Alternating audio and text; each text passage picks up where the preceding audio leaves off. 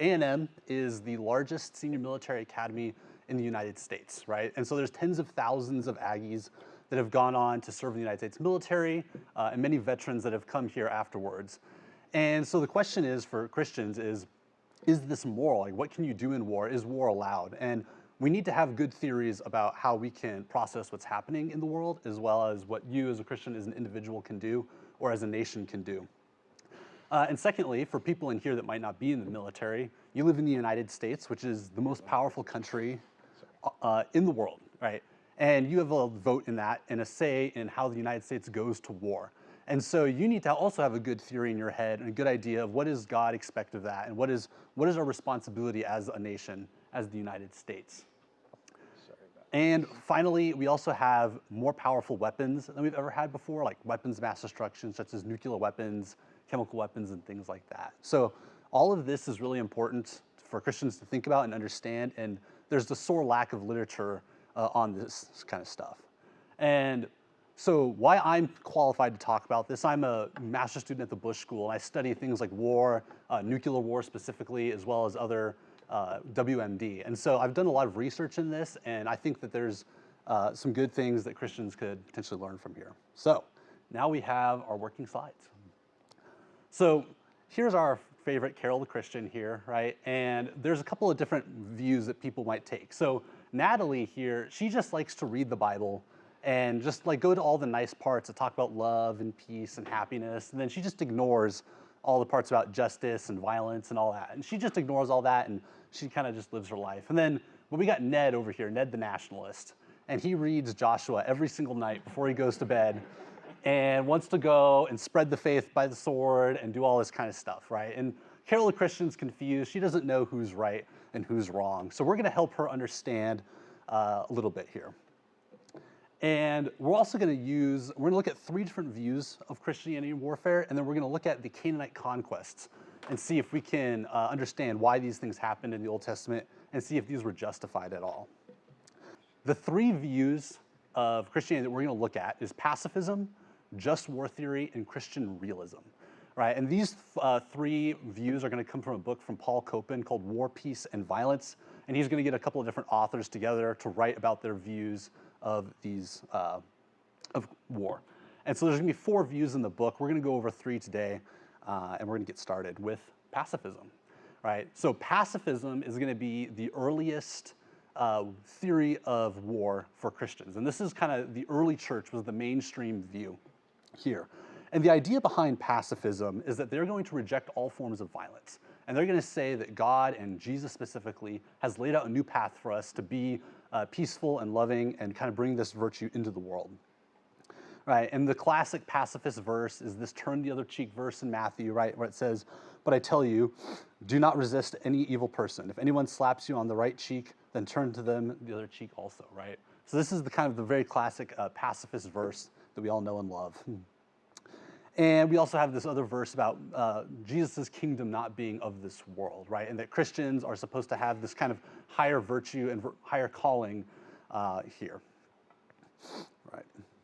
So let's get into what do the pacifists actually believe, though? And they're going to say that there's a difference between violence and force. And violence is essentially unjustified force. And this means you're using excessive, harmful, or malicious physical harm to hurt somebody. And the difference between force, though, is that force is okay physical use. Where if I tackle somebody, for example, that's committing a crime and I hold them down for the police to arrive and arrest them, this is okay to most pacifists. But if I was to pull out a firearm and shoot them, this would be not okay.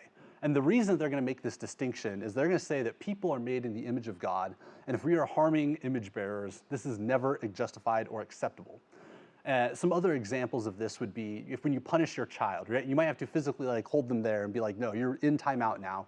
This is justified use of force, whereas violence would be like beating your child or beating somebody, right? Or torturing someone. These are all unjustified, and this is not going to be acceptable to a pacifist because you're ultimately harming yourself as well as an image bearer, somebody in the image of God.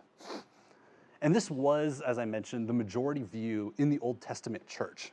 And the pacifists are going to point to Jesus in things like the Garden of Gethsemane, right, where he's not going to resist. And many of the early church fathers and apostles would be martyred and not be violent.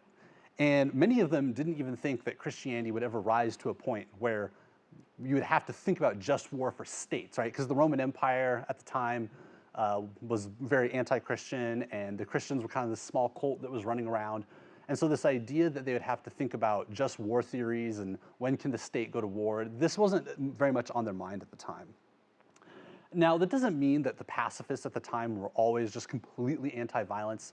There's different writings from some of the early church fathers, such as Origen, Tertullian, and we'll talk about this guy here in a second, who said that yes, soldiers can go off and fight and do these things, but they basically aren't going to be able to hold leadership positions in the church, or they have to do penance for their sins. Right, and these guys are kind of classic pacifists here, right? And so even they say that sometimes the use of force might be acceptable. Now, do you guys know who this is here? Yes, he's from Hacksaw Ridge, if you've seen that movie, right? So he was a medic in the United States military during World War II. And he famously did not want to pick up a gun and kill somebody, but he wanted to join the military and serve his country. And so I think a lot of pacifists would point to somebody like this and be like, you know, he's one of the most brave people ever, running around, saving people, and this is a great example of what we as Christians should be doing in the world today, right? So it doesn't mean that we're just going to abandon the world and go live on a commune somewhere and be peaceful pacifists. We can still be involved in things like the military or other institutions, right? And there's a lot of confusion of what pacifism is and is not, because there's lots of other groups in the world and other religions that are pacifists, but Christians are going to be a little bit different than some of these groups. Right, and so this is the most obvious one, is that war is bad, and you're not going to partake in war, specifically killing. Right, they're going to say this is a radical step of discipleship and following of Christ, because you're putting your own life at risk by being a pacifist, because they're not ignorant. They don't think that we can solve all of the problems of the world by putting our arms down and being peaceful. They realize that you might be martyred because of your pacifism, and this is kind of you living to the highest virtue as a Christian. And they're also going to talk a lot about how Christians should be pushing pacifist values in society and in the government. And so it's not about you, again, like I said, abandoning the world. You should be involved in the government. You should be involved in things. They would even say it's good for Christians to be in law enforcement, which you might not think of as a pacifist activity, but law enforcement, they shouldn't be beating people or killing people. They should be doing things like protecting the innocent and doing all these things without violence, right? Because they can still use force, right? I, as a law enforcement officer, could still go and tackle somebody to stop them from doing something harmful, but I just can't kill them, right? So these are all things that pacifists say that you are allowed to do. Now, what it is not, as I mentioned, is a withdraw from public life. It's not this kind of ignorant view of the world that they think that if we were all just peaceful and put our arms down, all the bad things in the world would go away. They realize and acknowledge that sin will never go away. They just think that it is our calling as Christians to try to reduce the amount of sin in the world by being pacifists. And if we're violent and evil, we're just increasing the amount of sin in the world. And there are different views of pacifism, right? So this idea between force and violence, there's going to be a huge debates on this over what's allowed, right? Some might say that a little bit more or a little bit less is allowed, right? And of course, it's also not anarchism, which this is the idea that we shouldn't have a government at all. And you might see there's certain cults today, like the 12 tribes of Israel. They're a Christian pacifist group. They're a Christian or a cult, whatever you want to call them, but they don't believe in any hierarchy at all, right? So this is kind of one of those more fringe groups, but most pacifists would say things like government and following the law is good and acceptable, and we see this in the New Testament. And so as far as engaging in the government, we are called to be peacemakers and representatives and good diplomats here on earth, right? And they're going to say, well, look at Christ, right? When he came here, he said that you should still pay your taxes and that the authorities are good and just, and that we should be implementing these Christian laws. And if we're implementing things like pacifist ideals, this is going to help society and help people see that Christianity is a good religion. And again, law enforcement is about using good, justified force, not excessive violence. Now, of course, pacifism does have its problems. And so the just war theorists, they're going to critique this idea between soldiers and law enforcement. And they're going to say, a lot of pacifists would say being law enforcement is okay, but a soldier is not. of course, many of their duties may end up being very similar in the end, and so they're going to think this is kind of an arbitrary distinction. They're also going to point out that nonviolence can actually be violent. I thought this was a very interesting point. They pointed out that if you have a nonviolent protest and you shut down, let's say you're factory workers at a chemical factory that makes a drug that people need to survive, and you decide to go on strike, and it's a peaceful protest. Now that drug is not being created and people can't get it, and people could actually die because of your peaceful ways. And so lots of the things pacifists might advocate for could actually lead to violence indirectly. And they're going to say, well, look at your pacifists like Tertullian and Origen. They actually did support just war. This is what some of the Christian just war theorists will say. If you look at their letters and things they wrote, they did tell some Christians that they could still fight. The Christian realists, they're going to say that, yes, Christ has conquered sin and laid out this new path for us, but we still live in the real world.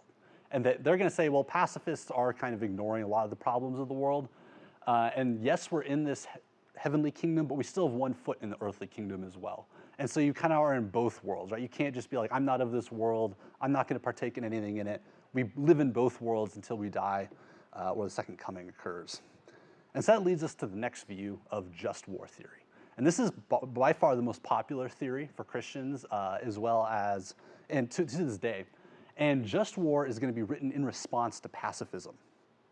And they're going to say that war is actually a good thing under certain circumstances. It is a lesser good because peace is the highest ideal, but war is good because it's about bringing justice and order to society. So some of the most famous philosophers in Christianity and just war theory, of course, are St. Augustine and Thomas Aquinas here. And then C.S. Lewis is also going to be a big just war theorist. And St. Augustine is actually going to be stealing a lot from Cicero, who was a philosopher in Rome. But he was writing, because he was kind of the first one to write about it, against a group called the Manichaeans. And the Manichaeans were a heresy that believed that the God of the Old and New Testament were actually different gods. And he said that the Old Testament God was violent and evil and terrible, and the New Testament God was peaceful and loving. And so the Manichaeans were these kind of pacifists who believed in this New Testament God. And so St. Augustine's going to say, no, this is not true, that Christianity is compatible with certain levels of violence. And he also saw that pacifism was leading to the downfall of the Roman Empire. And I believe that St. Augustine, near the end of his life, his own hometown would be sacked, right? And so he thought that pacifism was destroying Christianity and the Roman Empire as a whole.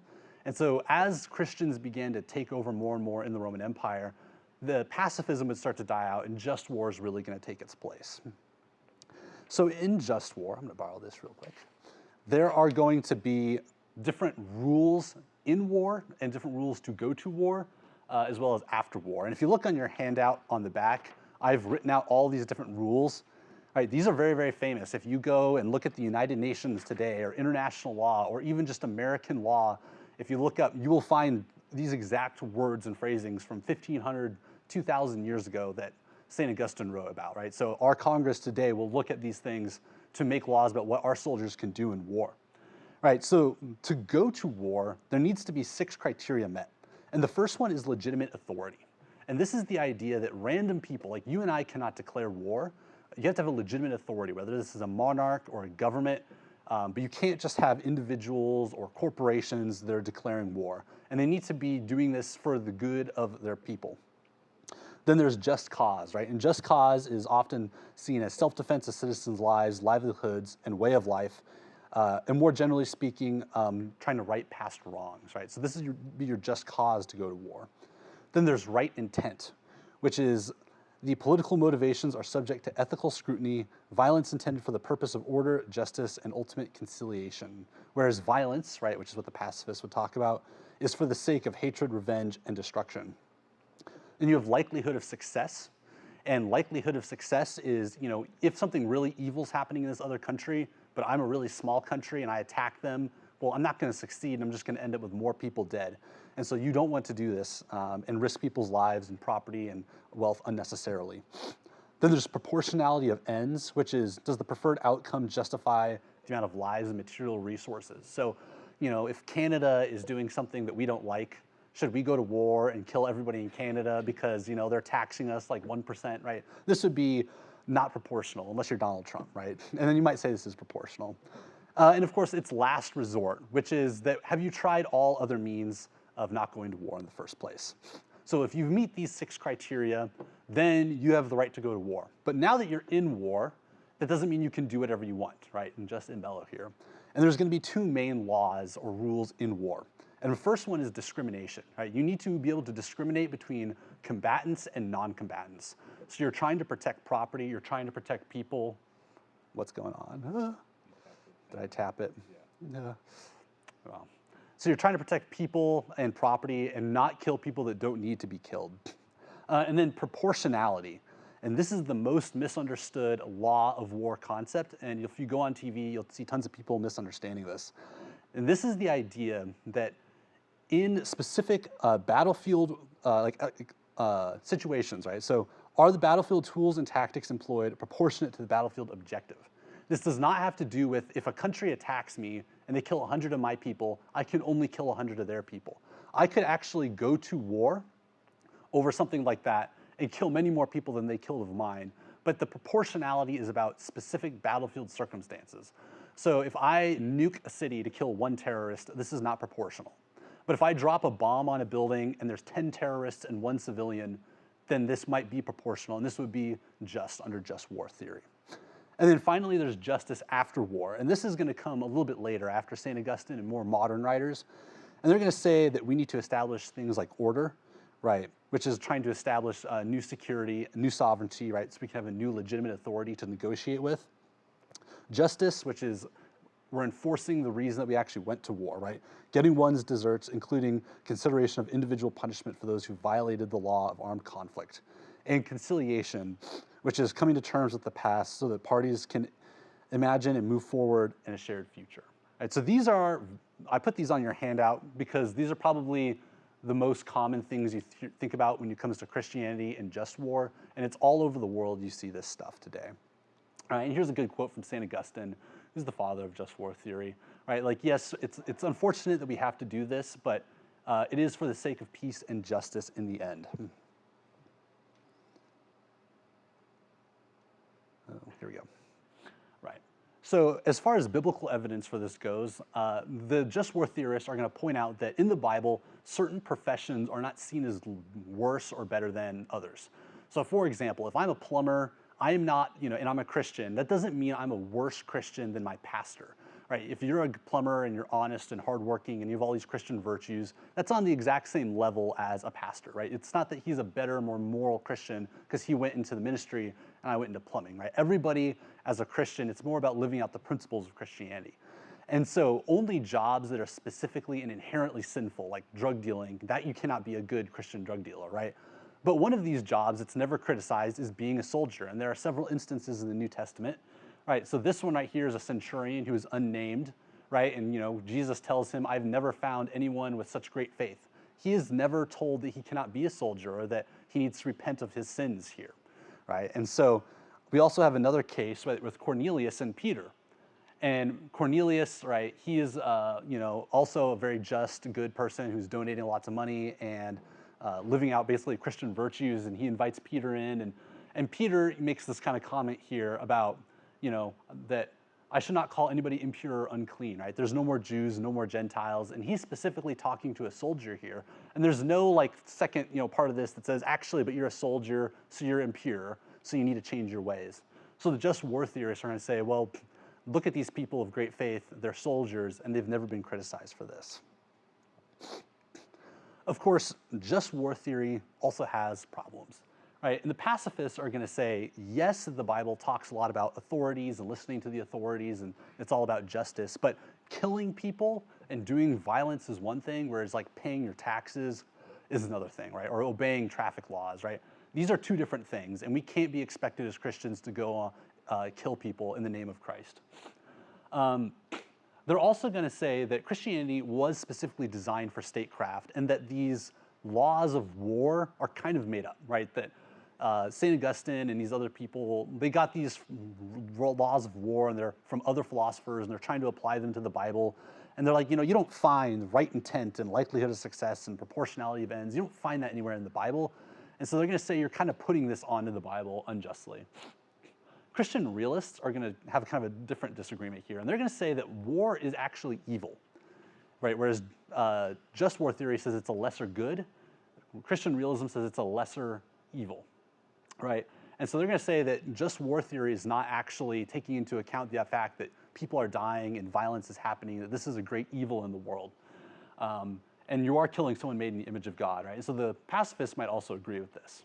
And they also say that if you take two countries, both of these countries can simultaneously look at this list of requirements to go to war and find justification to go to war, right? And so if country A and B are both like, well, I can check off all of these things, who is the just war person, right? Who's right and wrong in this situation? And so they're going to say that anybody can justify their war using these rules, and we should really look at them more as principles instead of rules. So that brings us to Christian realism.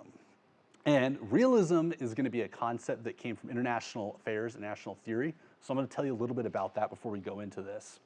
Right, but they're going to say that war is a necessary evil, but we have a duty to stop greater evils, even if that involves these kind of lesser evils.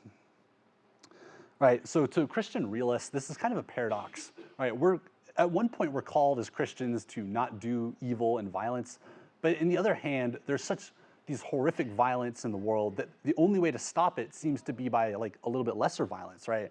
So if I see that a terrorist is about to blow up a building, and I take if I shoot at them and I kill an innocent bystander, well, many more people would have died had I not taken that action, but I still did something evil and wrong.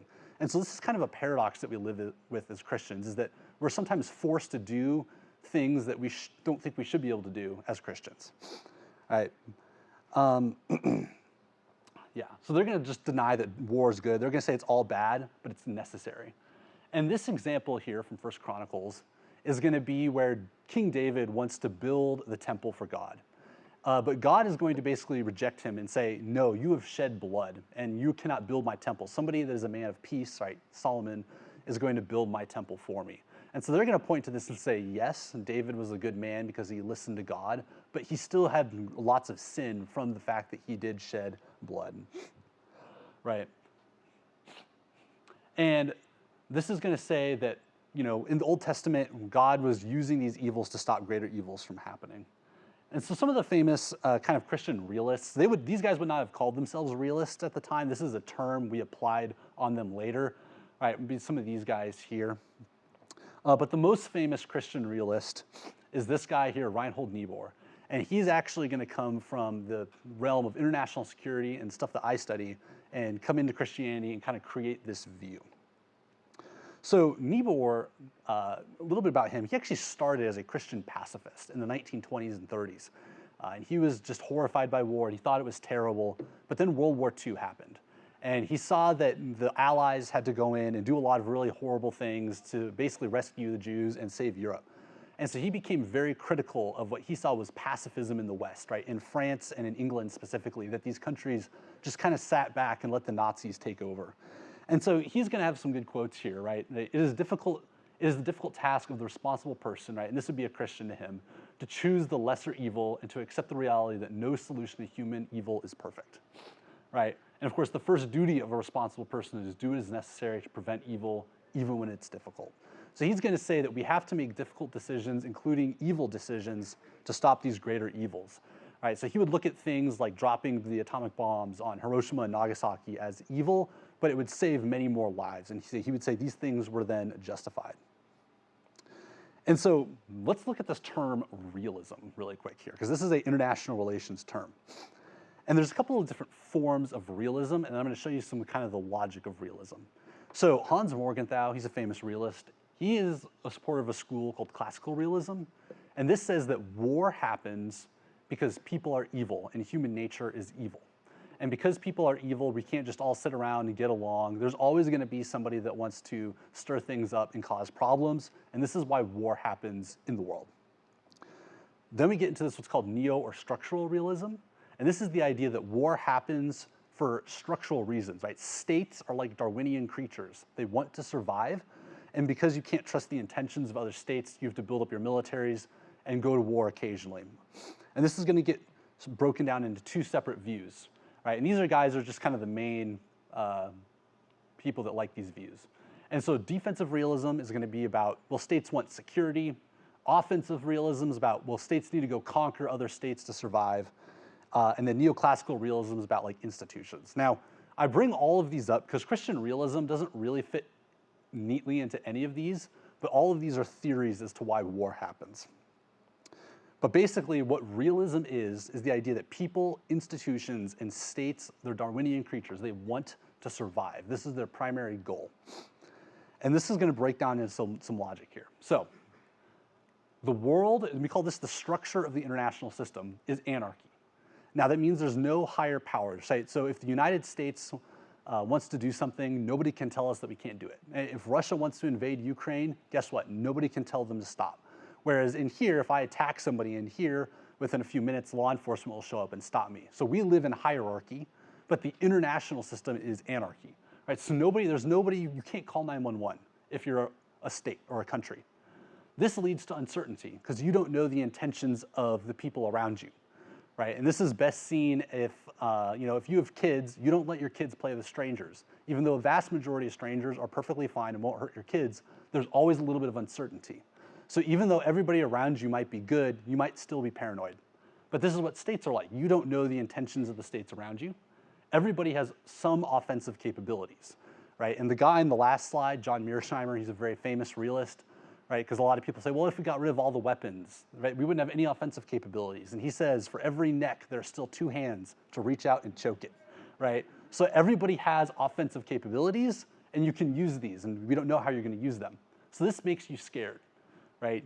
And fear leads to self-help, because again, it's anarchy. You can't call 911. No one's coming to save you.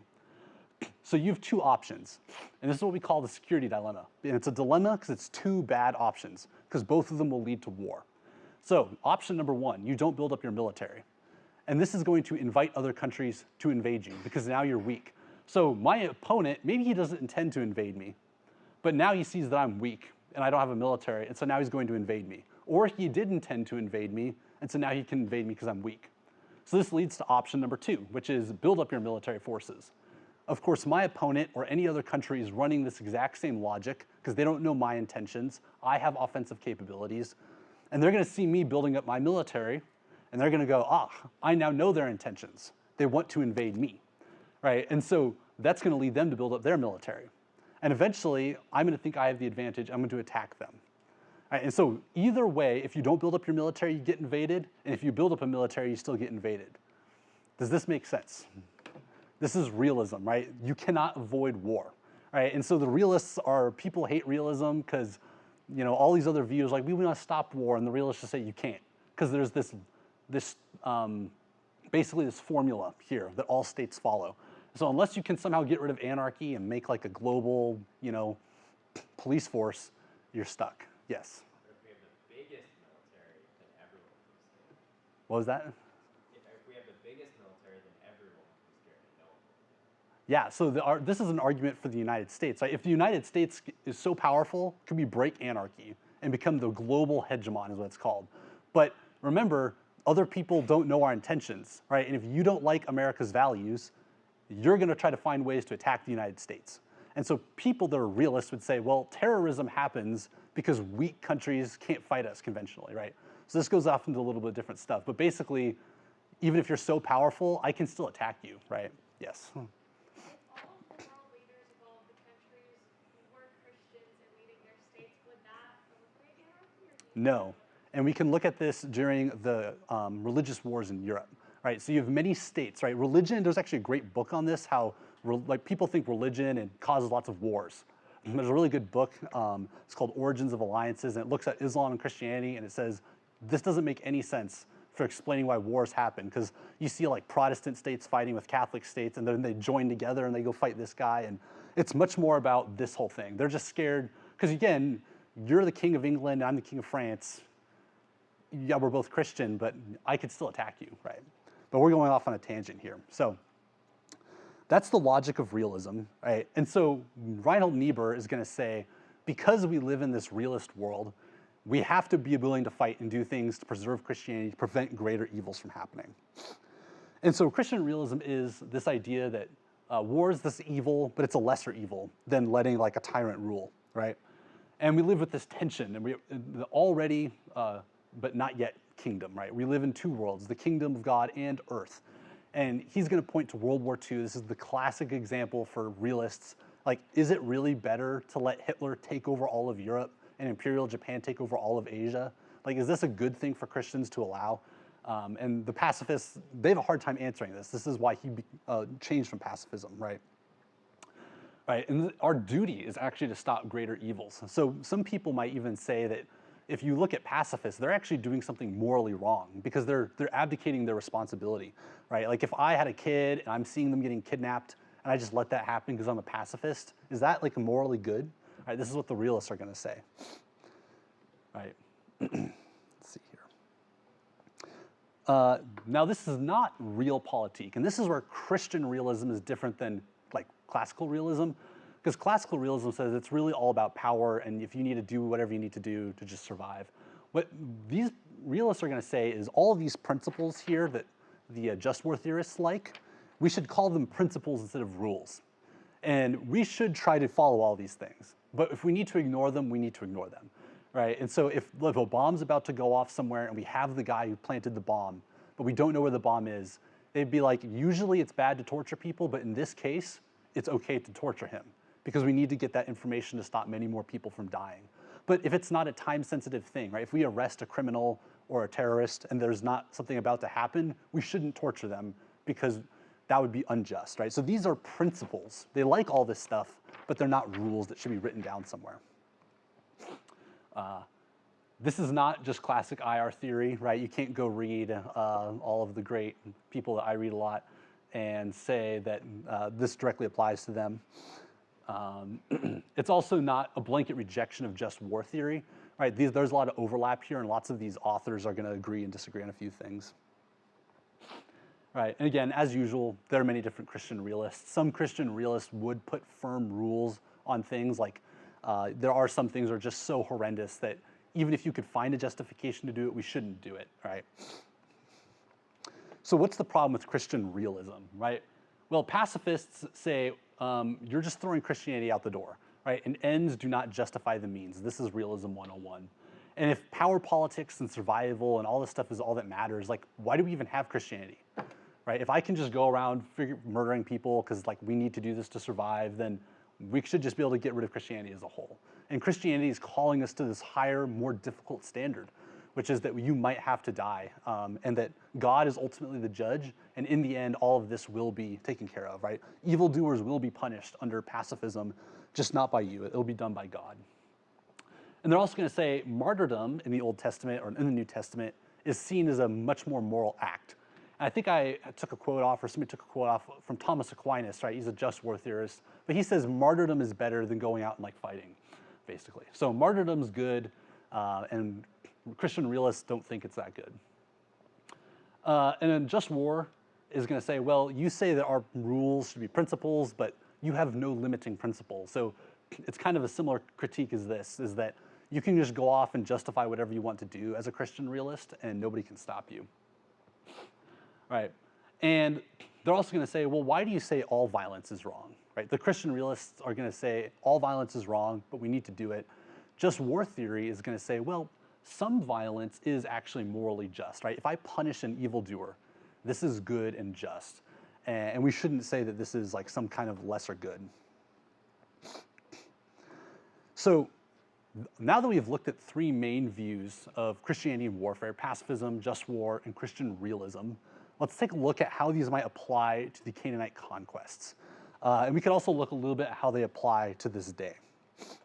Right? So the pacifists are going to look at the Canaanite conquests, and they're going to say, well, the general rule that God has set for all of us is that we cannot do violence. We cannot do these evil things.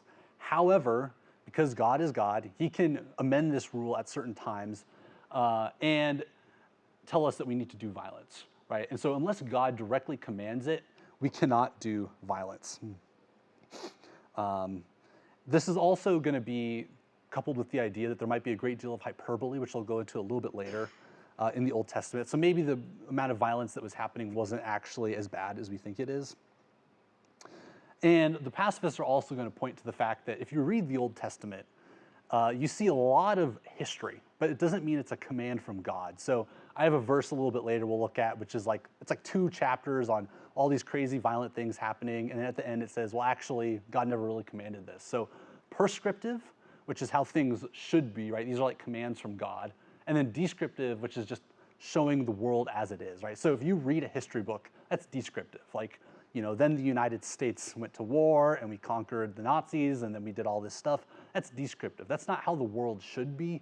That's just how it is, right? And so lots of the Old Testament, if you read carefully, you'll realize it's a lot of this, right? A lot of descriptive. But that doesn't mean we can't get around the fact that there are direct commands from God, right? When Samuel says, I hear from the Lord, you know, go kill every man, woman, and child, there is still some of that in the Old Testament. But because it was commanded by God, this is going to make it morally just to the pacifists, right? So some other Christian pacifists, specifically in the old kind of church, such as Origen, are going to say that this is it's a metaphor, right? And we need to kill the sin in our own lives and do all this kind of stuff. Some other people would even say, well, maybe it just never happened. You know, we're reading the author Marilyn Adams this semester in our Frontiers, and she just rejects inerrancy and says, I know God's good, and therefore I don't think this happened, right? So just war is going to say, well, the Israelites were punishing evildoers. And so this is like a morally just thing for the Israelites to do. Right? And the people of Canaan were very evil. If you look at their religion at the time, you know, you have to sacrifice your firstborn child to Baal by burning them alive. Right? And so these people were very evil. And they're doing a lot of evil things. So when they go in and kill them, this is morally just. This is not something we should look at today and be kind of afraid of. Right? So they're punishing wicked and evil. And they didn't kill everybody, right? There's the Gibeonites and other tribes that were able to join the Israelites during their conquest, right? And so this wasn't just indiscriminate violence of killing. There was justice that was being done, and tribes that didn't deserve to be wiped out were not wiped out. And this is going to go back to this idea of these rules, right, that they have in just war theory, that just because a war is just doesn't mean that bad things still can't happen, right? And so, you know, the example of if there's 10 terrorists in a room and 1 civilian and I drop a bomb on it and I kill them all, well, this is still proportional and this is allowed under just war theory. And they're going to say, well, yeah, there were many innocent people in Canaan, but there were so many evil people compared to innocent people that this is still a just thing to do, and the proportionality of ends still justifies the Canaanite wars. Right. So Christian realism, they have the easiest time explaining the Canaanite conquest, and they're going to say they're a hostile group of people that need to be wiped out.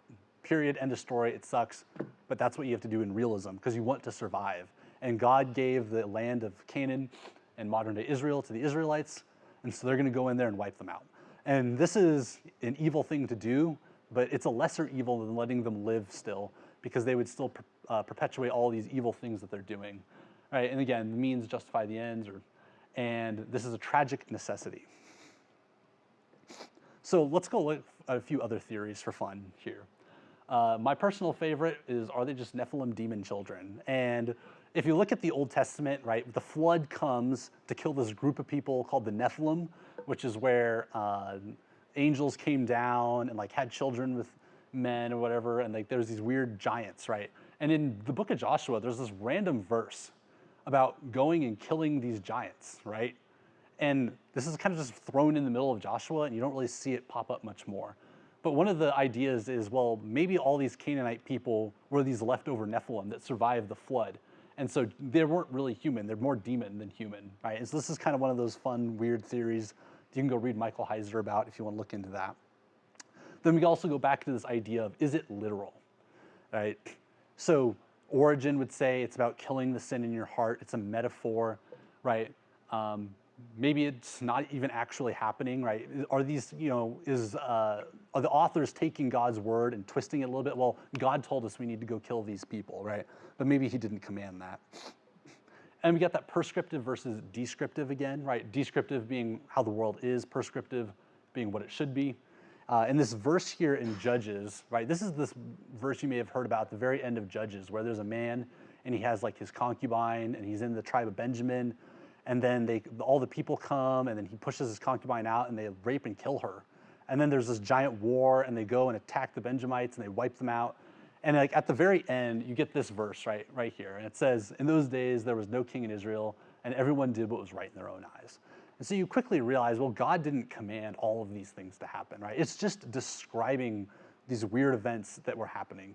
And so if somebody comes up to you and is like, well, God's all loving and powerful, why would he command this weird thing to happen? Well, no, he didn't. This is just describing what happened, right? And the realists are going to look at this and go, aha, there's no king, we live in anarchy, right? And this is why these evil things are happening. And so we need to establish order, right? Of course, probably the most common defense of the Canaanite conquest is hyperbole. And we can see this in lots of Near Eastern literature. And one of the people I put on the references here is another one of Paul Copan's books called Is God a Moral Monster? And it's a pretty good book that goes over a lot of the stuff that was happening in the Old Testament, like slavery or polygamy and genocide and things like that. But basically, the idea is that in the Near East, there's a lot of hyperbole, right? So a king might conquer a country, and he's going to say, I slayed every man, woman, and child. I defeated them completely. I had like 10 guys. They had 1 million people. I defeated them. But of course, if anybody who's studied history in here, right? If you find a document and this document is from that country, right? If you find a document from King Darius and he's describing his wars and stuff, you're going to take that with a grain of salt, right? But if he says, I lost this battle, now we might be able to trust him a little bit more. So if the Israelites went in and conquered these people, they may be exaggerating what they did to cause fear or to just show their greatness. And we can see this here, right? So in Samuel, right, God commands them to go destroy everything that belongs to them. Do not spare them. Kill the men, women, children, infants. Kill the cattle, camels, donkeys. Wipe everyone out. And then we see them show up later, right? So this guy here, right, I can't even pronounce his name. He's actually the descendant of this king that Saul killed and all of these people that they totally wiped out here in Samuel. And this is just one example of Canaanite people that were supposedly wiped out and killed showing up later in the Old Testament. So there's clearly some form of hyperbole that's happening in the Old Testament where they're not actually getting to kill everybody. So it's highly likely that they may have had a battle and then they surrendered and then they wrote down, well, we killed everybody, but they didn't actually do that. And then they were incorporated or something else happened with them. So hyperbole, quite possibly one of the main things that could happen there. So in conclusion, we looked at 3 main views of Christianity and war. Now there are other views such as the church historical method or holy war, but holy war nobody takes very seriously anymore except for crazy people on the internet. But the church historical method is another view that we didn't look at, we didn't have enough time. But this book here will go over those 4 views. And I put all the different authors down there. So if you have any questions on those, we can go over that a little bit later. All right, and that's what I got for you guys tonight. So if you have any questions? Yes. You kept talking about the ratio of Yeah. Okay, so when you talked about like the ratio, was it proportional, like good people to bad people killed? Is there like an agreed upon ratio? So we call this in the military, this is your collateral damage estimate. And this is a political decision. So the president might say, I don't want to see any bombings that happen. I could say 0, right? There's no acceptable time I can kill a civilian. And this happens. But they could also say, well, I can make it really high. Like, this target is so important, right? Osama bin Laden is so important. If you kill 100 civilians and you kill him, it's still justified. So there's no agreed upon perfect ratio. And in today's world, it's a political call. But in St. Augustine would talk about this as well, that there's not like a perfect number, right? But it's more of a judgment. Yeah. Yes, David. Or James, whoever. Okay. How does economics fit into this? Yeah, so I hit that a little bit. So in just war theory, if you look at some of the different reasons you can go to war, which one is it here? Like just cause, right? Citizens' livelihoods, right? This is a just cause to go to war. So if a country is harassing you and they're stealing your trade, but they haven't killed anybody, this kind of goes back to that proportionality thing. I can still go to war against them for that. And again, this is that gray area. This is a call to be made.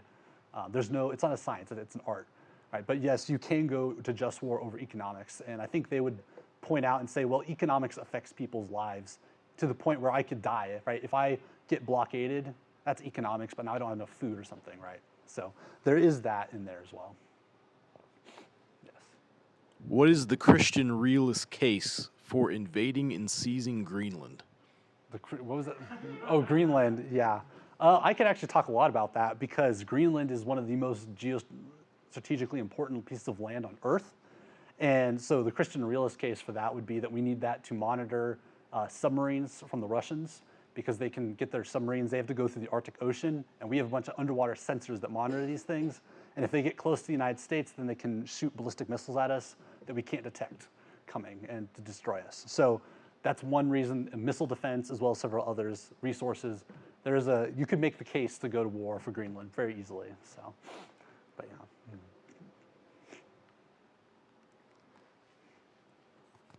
So, under the Christian realist perspective, is there any kind of like, when you think of like America going into war with Somalia or going into war in different places just to stabilize them, how do they justify or explain that? Is that kind of viewed negatively, positively? This would be very positively to most just war theorists. So if you look at, let's see here. Yeah, so if you look at these just general rules, then they would say it's almost a responsibility of a more powerful Christian nation to go and help these countries. But they're going to say as well that if you look at likelihood of success, right? This is the important factor here, right? If the United States deploys 1 million soldiers to a country and then we just get destroyed, like, Vietnam, maybe that was we had the right intent, but the likelihood of success and the amount of money and lives we had to spend on that was just so high that it's not worth it in the end. So I think just war theory would support stabilizing lots of other countries. Whereas Christian realism would say this is a stupid idea because you're just wasting resources at this point. And then Christian pacifism would probably say we should be sending people like the Peace Corps or Doctors Without Borders and things like that. Yes, Michael. So we recently got leaked footage of how the U.S. government does their war decisions for a military intervention in Yemen. Which of these 3 models were they employing, or was there no ethics involved? Yeah, it's probably Christian realism. So I would say that most leaders probably follow realism in the end because you just got to do what you got to do. But you could look at things like the United States, we have laws in war, right? Congress has passed laws. And our soldiers could actually, if Trump told a soldier to go kill somebody that's innocent, they could say no. Right, we actually there's unjust orders that the president or anybody can give. And so there are ways that you can challenge your superiors and things like that. But the United States follows a lot of just war kind of principles, in theory at least. But obviously we'll do a lot of, I'd say, realist things as well. But yes. So you say realism, that inevitably everything descends into violence and killing and everything. Sounds a bit like pessimism. How as Christians, we're supposed to be hopeful, and I guess Jesus comes back in the end. But this sounds like a very pessimistic view. And as you pointed out, the pacifists say Christianity is our end goal for everybody, not killing and surviving and making our nation survive and thrive. So where's Christian hope versus pessimistic realism and stuff? They would say hope is in the afterlife, right? Because we live in 2 worlds, the earthly world and the heavenly kingdom, right? We kind of got one foot in both. And they're going to say that your hope is that even if you die or you have to do these things, that you will be cleansed in the end and you will be able to live in a peaceful heavenly world forever. Right? That is the ultimate hope. And they're going to say that, well, realism should give you some hope, because we're stopping these greater evils from happening, right? And so, would you have more hope living under Nazi Germany than a country that does like Christian realism? I think that's a hard case to make, right? Oh, okay. Can we go back to like the realism chart? Yes. Let me see if I can find it. Boom, logic of realism. Yeah, or the logic chart anyway. Okay, so I was just thinking, like, what are the ways you could break out of this chart, right? You could break anarchy, right? So you'd have one country that's so powerful they actually could stop other countries from going to war. Yep. I guess theoretically, you could have, if every country had so many nukes they could kill every other country completely, then theoretically no one would ever attack anyone else. Now, that might be a terrible bet to make. But are there any other ways you could break the the chain here? So I would say no, and I think most realists would say no. There's actually lots of articles like literally called "Breaking Out of the Security Dilemma" by Robert. This guy Jervis wrote an entire article, very famous article about breaking out of the security dilemma. So you can go read that if you want. The short answer is no. You can't. The realists say you can't break out of it. There are other big IR theories called liberalism and constructivism. And like liberalism would kind of map onto just war theory, and constructivism would kind of map onto pacifism. They would say there's something, they all look at this and they say, yes, this is a problem, but we can kind of do something about it.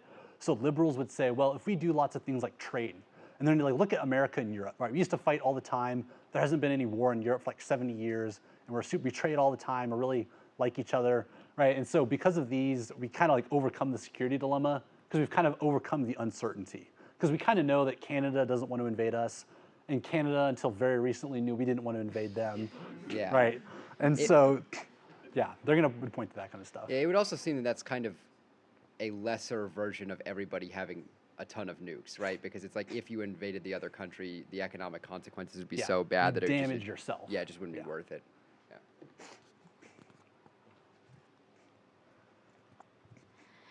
Would you say that there's a position that's somewhere in between pacifism and realism that could also be a solution? Because I feel like maybe realists look at it and would like to strive towards pacifism, but understand that it's not possible.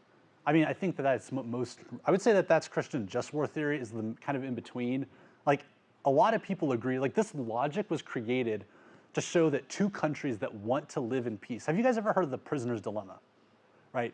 This is the prisoner's dilemma, but on a nationwide scale. Both countries might desperately want to live in peace, but they end up going to war, right? And so yes, I would say most people kind of agree with this, that the Christian realists, they see war as evil. They want to be pacifists, but they're like, we just can't, right? So in Star Trek, there's an episode where basically you have a society that's fighting their wars in computers. So and then they just go and they disintegrate their people in between, so that none of their structures or their cities are damaged. And the main characters go and they blow up these computers, and they say, now you're gonna have to fight real wars with real bullets, and you're gonna lose everything. Yes, I've given you back the horrors of war, but by doing that, you're actually gonna have less war, because they'd been killing each other for thousands and thousands of years, because none of their society got destroyed by the weapons, because they'd moved it all to computers. Yeah, I know and what they you're just talking about, virtually. Which theory of war best describes this situation and Kirk's actions? This would be constructivism. So constructivists say if we can just learn how bad war is, we'll stop fighting it. And the big case against this is World War I, right? The war to end all wars. Look how terrible and awful it was. It was so bad. And then like 20 years later, we just did it all over again. But the whole idea behind this is the country that cheats in this scenario and breaks the rules is gonna win, right? And so this is the problem with that Star Trek episode. And that's where the realists come in. They say, you wanna establish rules, well, your enemy's gonna cheat, right? Look at rules against chemical weapons. Look at Eastern Europe. All these liberal democracies are leaving these conventions as we speak against the rules of war.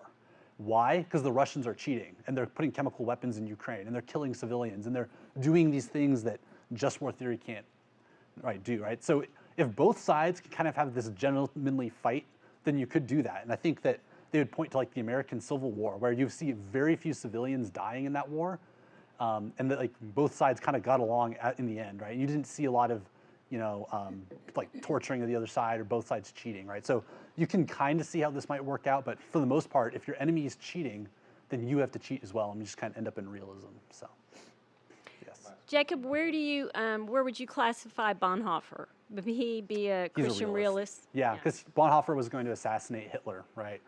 And so he's going to be like, well, he maybe he was just war, but he's probably more of a realist. Yeah. So that's all the time we have. They're going to come kick us out. We'll be out in the Chick-fil-A after this for the afterthought, if you want to talk about this at all anymore. All right, thank you.